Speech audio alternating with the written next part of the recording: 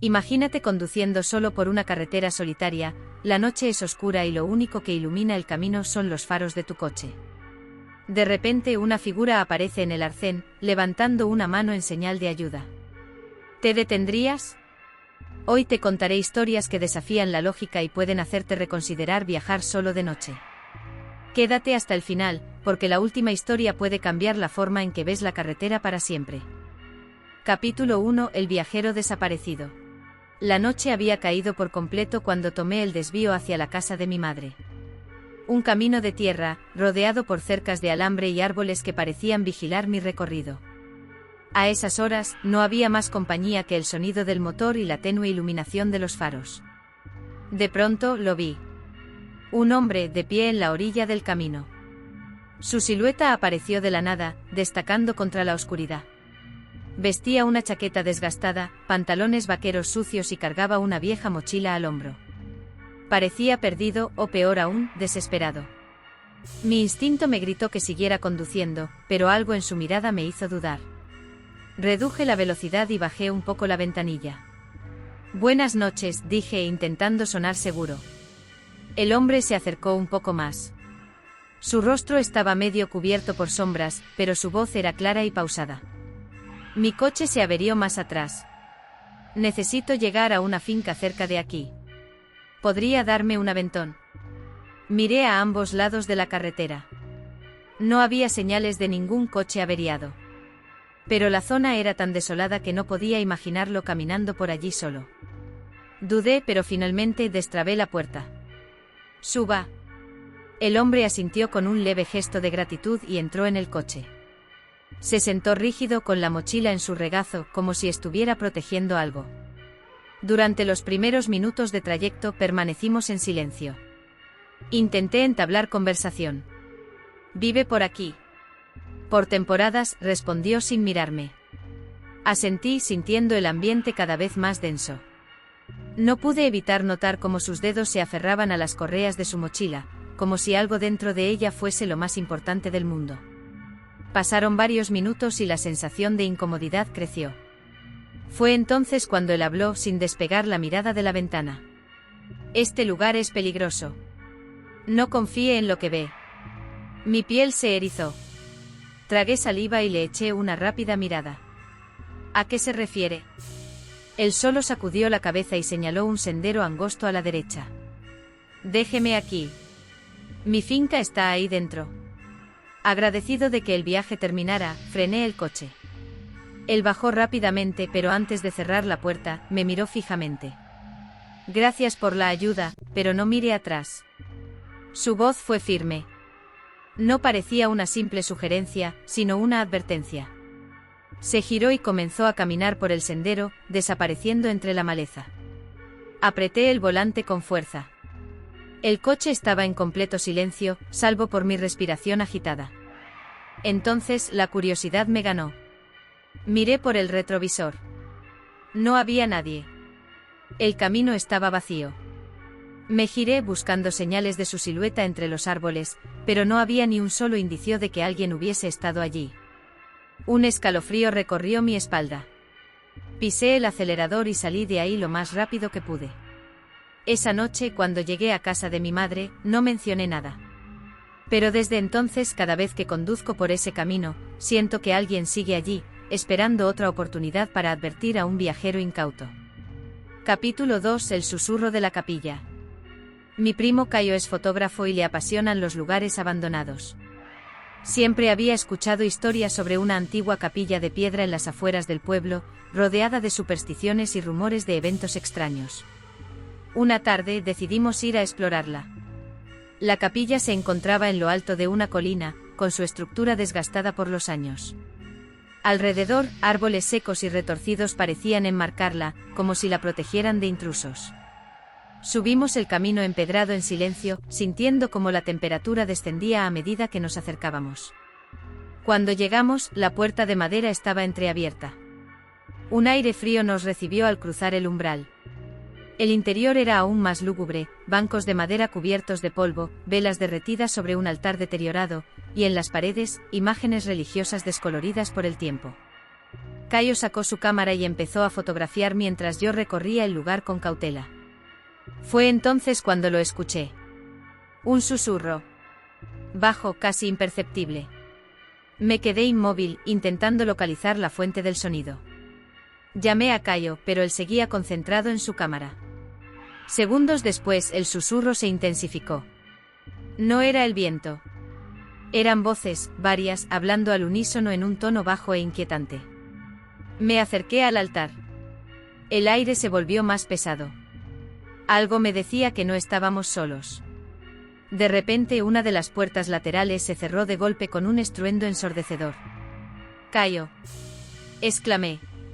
Mi primo giró la cabeza con el rostro pálido. Nos miramos y supimos que era hora de irnos. Caminamos de espaldas hacia la salida, pero antes de cruzar la puerta, Caio tomó una última fotografía. Cuando llegamos a casa, revisó las imágenes. Todo parecía normal, hasta que llegamos a la última foto. Cerca del altar, una silueta alta y borrosa se perfilaba en la penumbra. Pero en ese momento, nosotros estábamos solos. Desde entonces ninguno de los dos ha vuelto a aquella capilla. Pero algunas noches, cuando el viento sopla entre los árboles, juro que aún puedo escuchar esos susurros, llamándome de vuelta. Capítulo 3: El cliente fantasma. Trabajar en una gasolinera de madrugada nunca me había inquietado, hasta esa noche. La estación estaba vacía, como siempre a esas horas. Apenas un par de luces de neón parpadeaban sobre los surtidores. A mi alrededor, el silencio era absoluto. Ni siquiera los grillos parecían cantar aquella noche.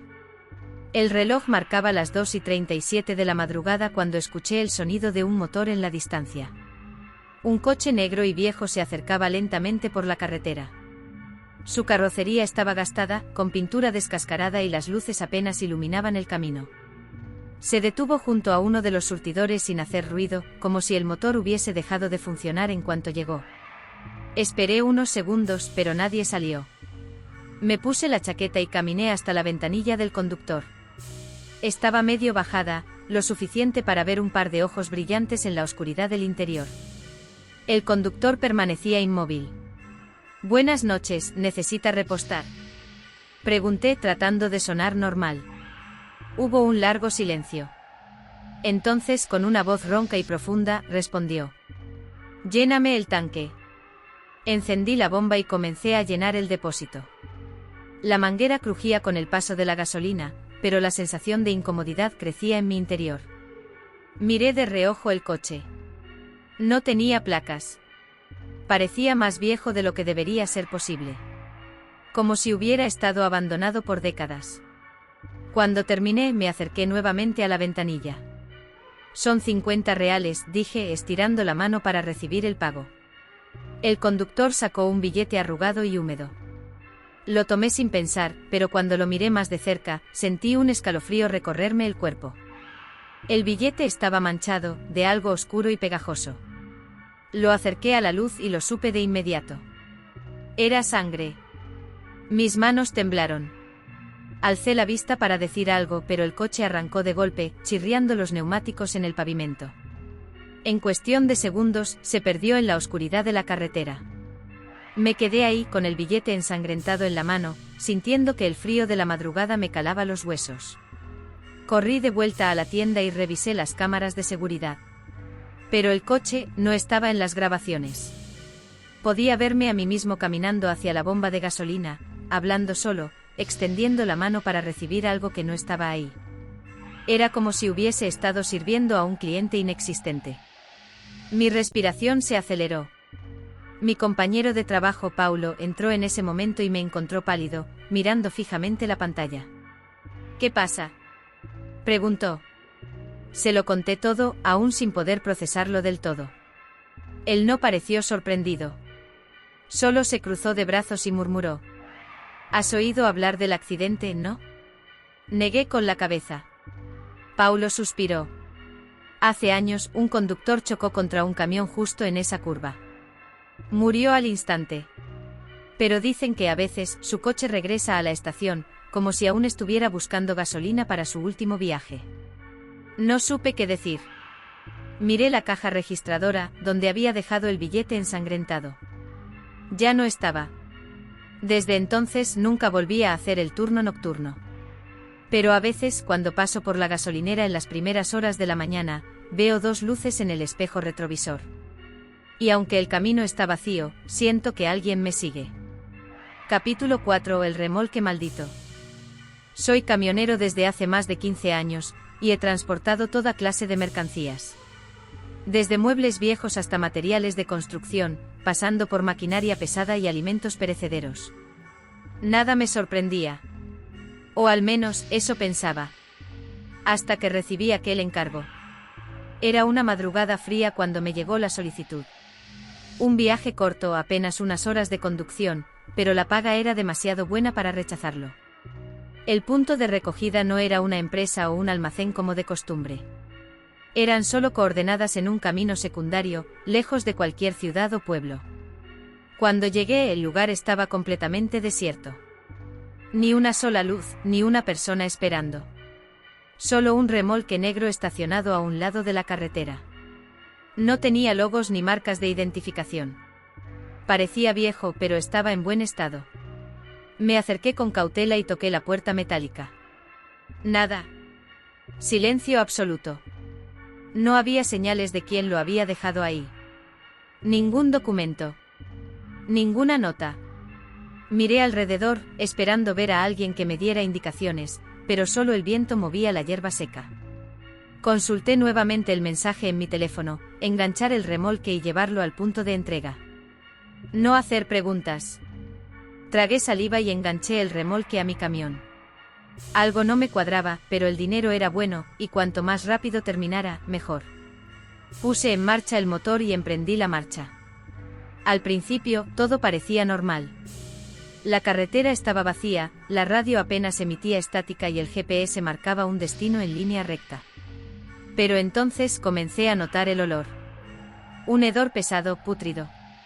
Como carne descompuesta. Bajé la ventanilla, pero el aire frío de la madrugada no ayudó a disiparlo. Miré por el espejo lateral, pero el remolque seguía ahí, oscuro y silencioso. Unos kilómetros después, escuché un golpe seco. Como si algo se hubiese movido dentro. Frené de golpe. El sonido retumbó una vez más, como si algo enorme se hubiera deslizado en el interior. Miré por el espejo retrovisor, esperando ver alguna sombra, algún indicio de movimiento, pero todo estaba en calma. Respiré hondo. Tal vez solo era la carga deslizándose. Quizás transportaba carne, y por eso el olor era tan fuerte. Me convencí de eso y seguí conduciendo. Pero el golpe se repitió. Y esta vez no fue un solo golpe. Fueron 3. Como si algo desde dentro golpeara la pared metálica. Algo que intentaba salir.